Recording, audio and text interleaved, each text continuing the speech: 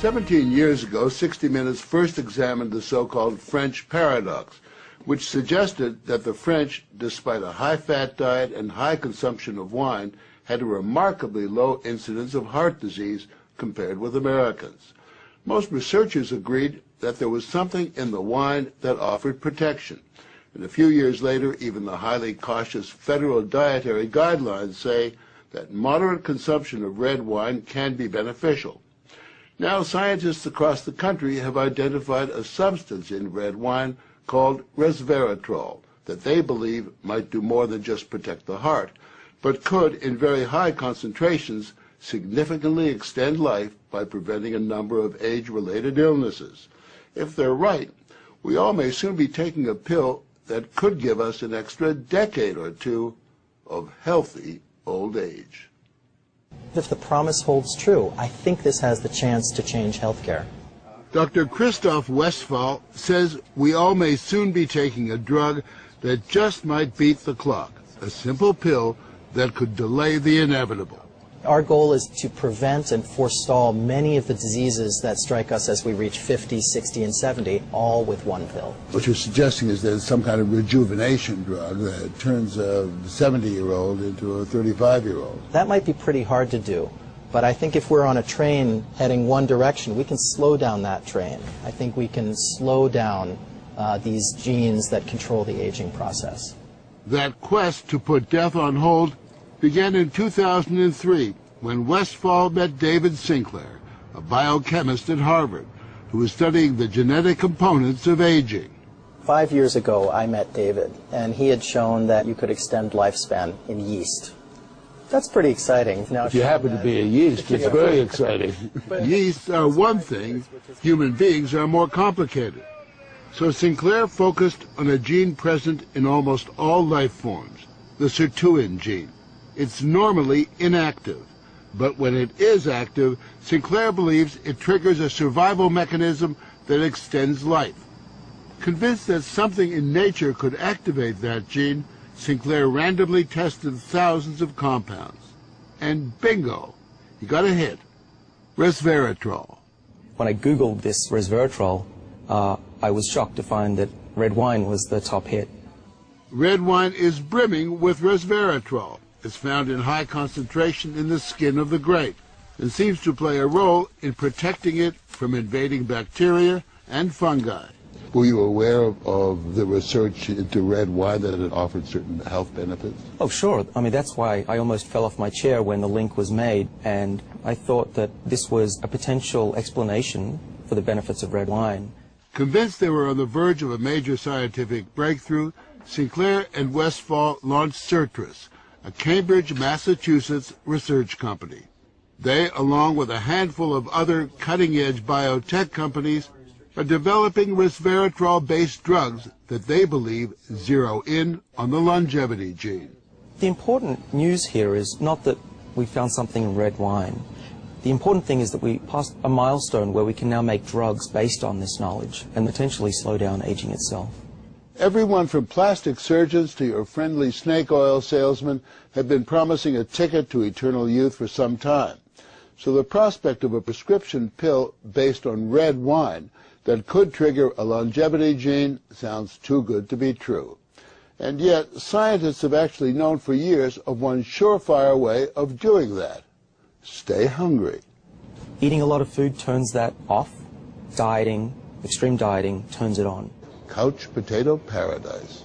We have a pill that can mimic many of the effects of calorie restriction or exercise. So one can be very healthy and obese at the same time. Our goal is healthy individuals, ideally via lifestyle, and if that doesn't work, we believe that we'll have a pill that can mimic that. A pill that in effect diets for you. A pill that turns on the survival gene. And what we're trying to do with our drugs here is to put the body in a defensive state, to ring the alarm bells and get the body to defend itself, instead of dieting to set the alarm off, pop a pill. The pill is a highly concentrated form of resveratrol, a virtual vineyard of healthy living. How much red wine would you have to drink to get the kind of resveratrol that you're using?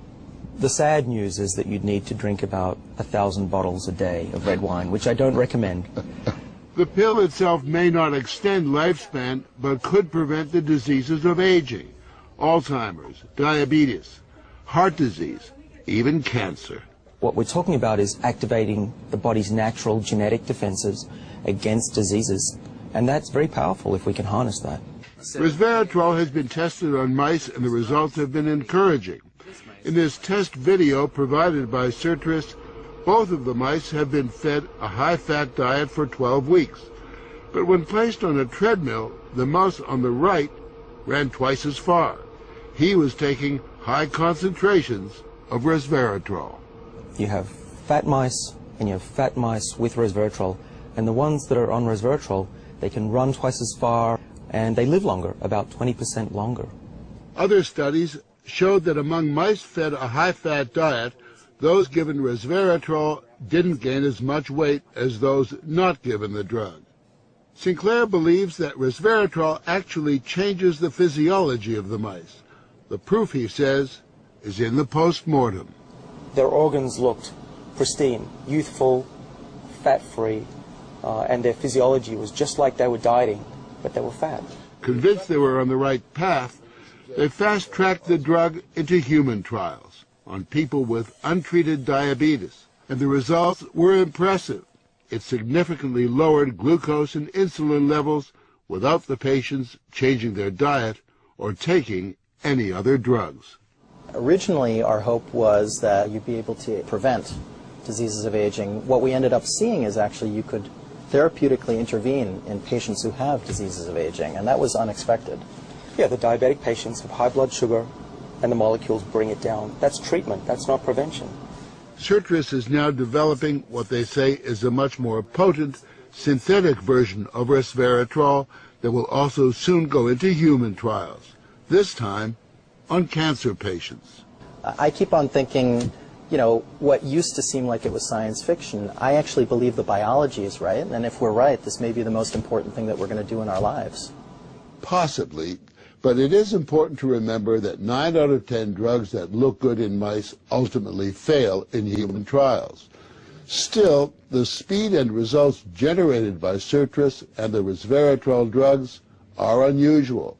And Sinclair believes these drugs will not only keep people living longer, but will keep them healthy longer.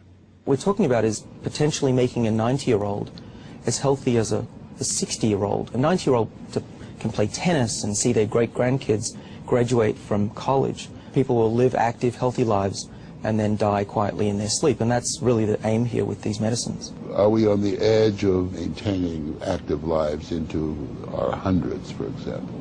Well, we've certainly passed a corner in terms of the science, and someone's going to achieve it. And if it's not us, it's going to be someone else. But the question that most of us want answered is, when do we get this pill? I would say 5 years, to be conservative, that this will happen within our lifetimes. I'm fairly certain about that.